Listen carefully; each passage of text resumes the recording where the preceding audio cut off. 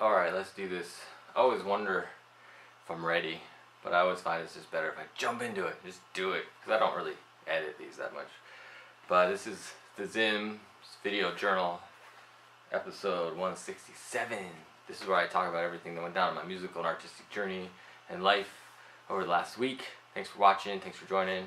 And I know I don't get a lot of views on these videos, but my rideshare videos and actually the product review video of my new interface is getting more views, and my subscriber number has been going up, which is pretty rad. I'm like, as of recording this, last time I checked, I'm 11 subscribers away from the 200 subscriber mark, which is kind of neat. So every day I look at it.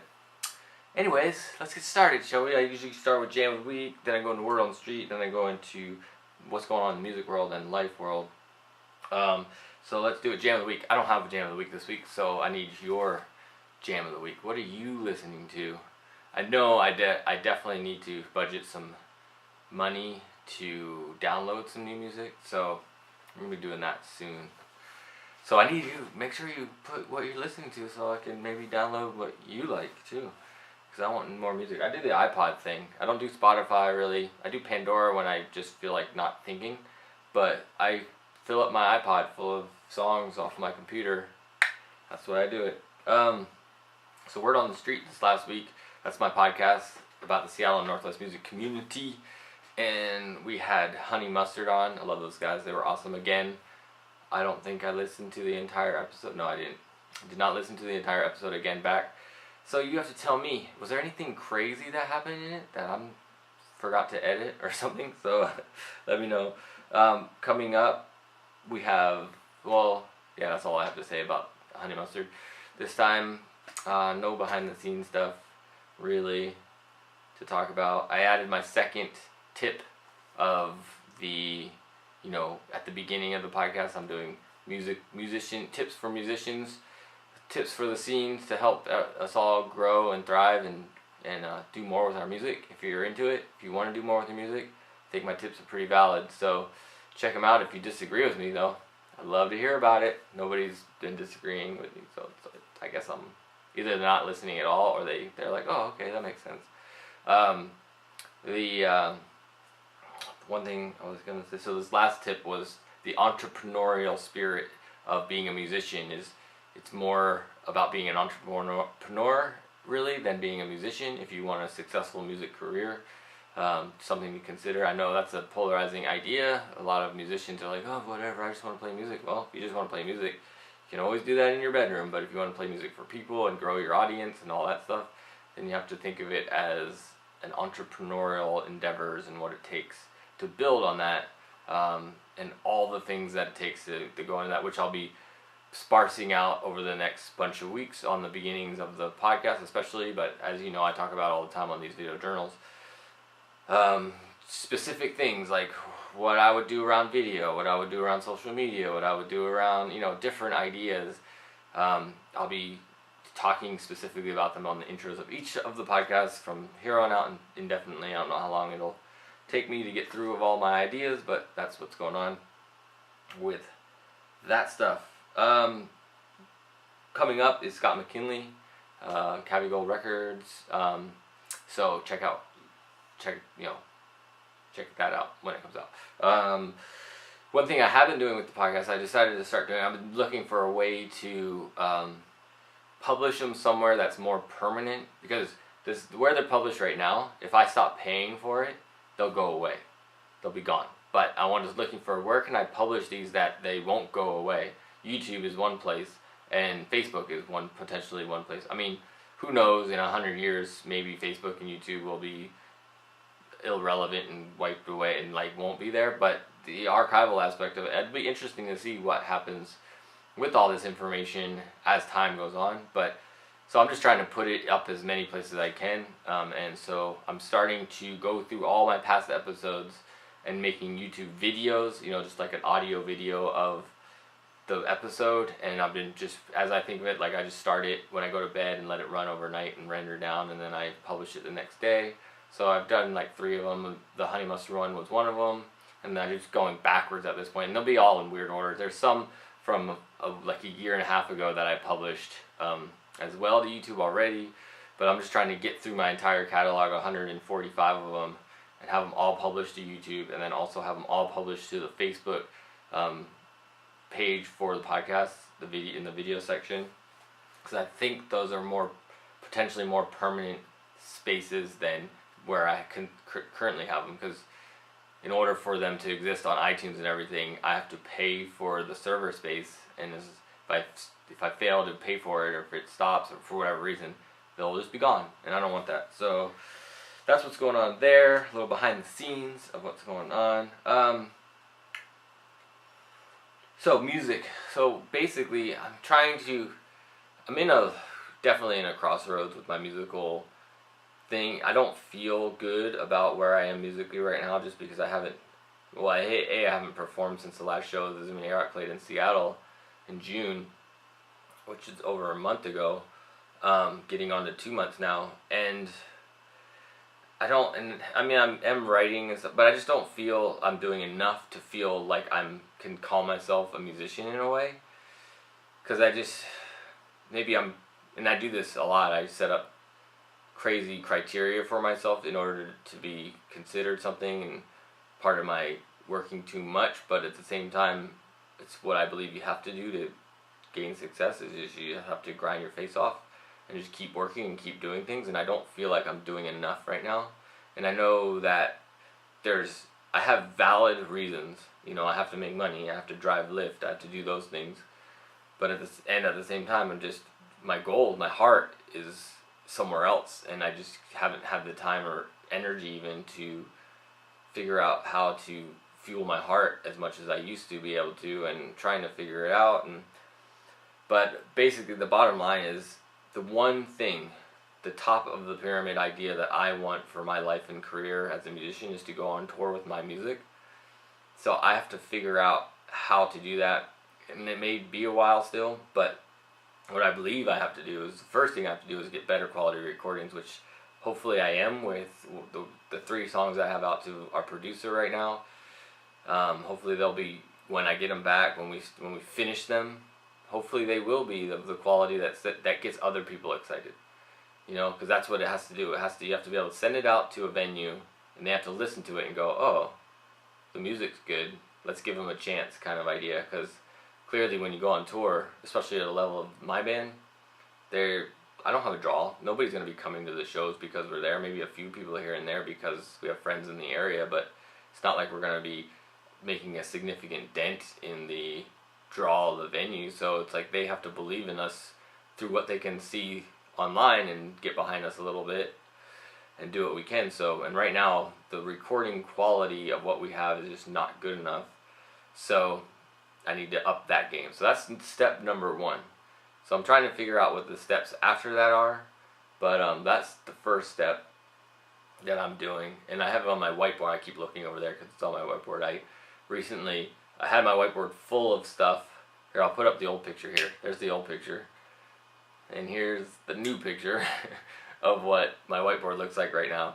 So I erased everything, and I'm only putting up essential things on the whiteboard. Like, what is the most pressing and immediate ideas that I need to deal with, either in general or in the day. So I have a list of things I'm working on today as well, and I erase those every day. I always use that, but before there's just too much stuff going on, and I'm trying to pare it down to focus, and my focus is trying to get onto this idea of what do I need to do to tour with my band. That's what I want to do, and have it be, obviously have it be somewhat not foolish. There's a lot of things I have to make sure stay in line, like my responsibility to my kids and things like that. There's things I have to do. I can't just stop everything, which I'm sure I've talked about many times before. So it's like, how can I do this, get on tour as soon as possible in a way that's sustainable for my life and whatever.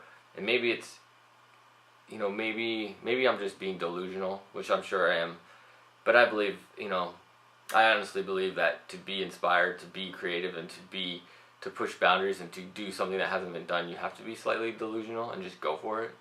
And I am that for sure, because trying to do what I want to do with my situation, and I'm just getting older and older every day, and less relevant, less and less kind of like chances will be given to me less and less as time goes on, potentially, unless I break out in some way, something I've been doing through these videos or whatever it may be, inspires somebody out there to help pull me through,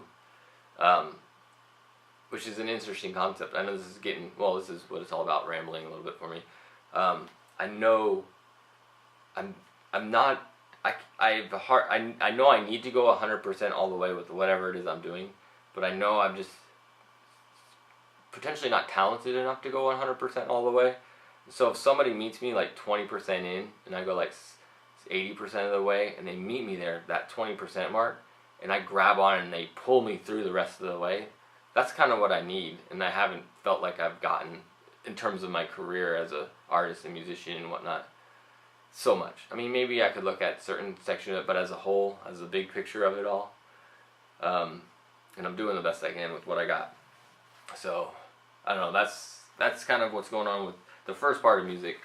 The second part of music is, so I'm working on, I have 8 songs, what I talked about last week, and the 8th song I just wrote, I'm working on the vocals for, so that should be published, hopefully, within a month, I'd say, hopefully, and then I started emailing. I emailed one person that was working on my other songs to say, like, I want this one done, I'm good with it where it's at, let's finalize the mix, and I want to publish it. So hopefully I'll hear back from them shortly, and we'll get that one published.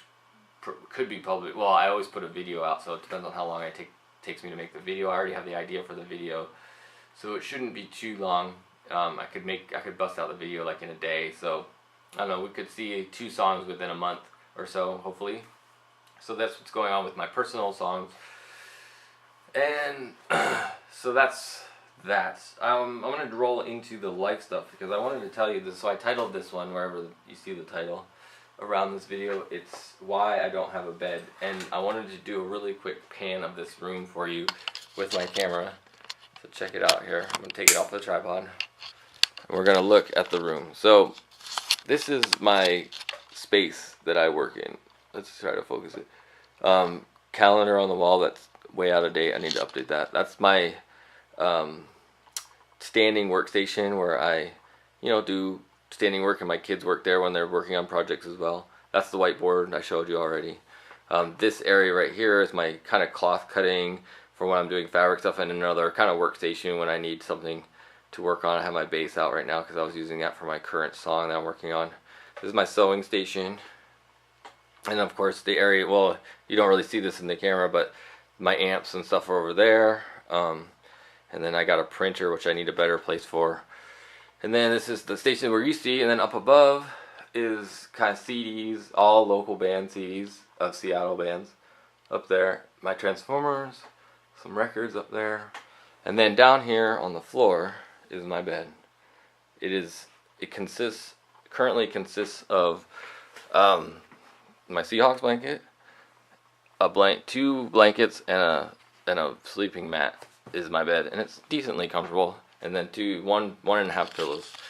The other pillow I'm sitting on at the moment because this chair is uncomfortable without a pad. So that's my bed. That's my situation with my bed, and why I showed you that. Let me just explain why I showed that to you. It's because essentially this idea is like, why I don't have a bed. I don't have a bed. So it started like about 2 years ago, I guess, when I was still in Seattle. It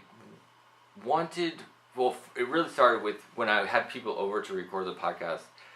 I had my station, the closet studio that you used to see in the videos, was my station where I recorded stuff and whatnot, and then I would have people sitting out of the closet, and my bed was right behind them when I was recording the podcast and stuff, and it made me feel really self-conscious having my bed in the area that I was recording, and I didn't like it.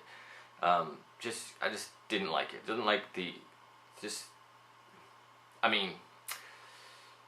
Just put yourself in that position. What would it feel like for you? And then maybe that was some of what I was going through. I just didn't like it. I'm not going to get into super details about it. It's just like my bed area, and then trying to have people in my room and all that stuff.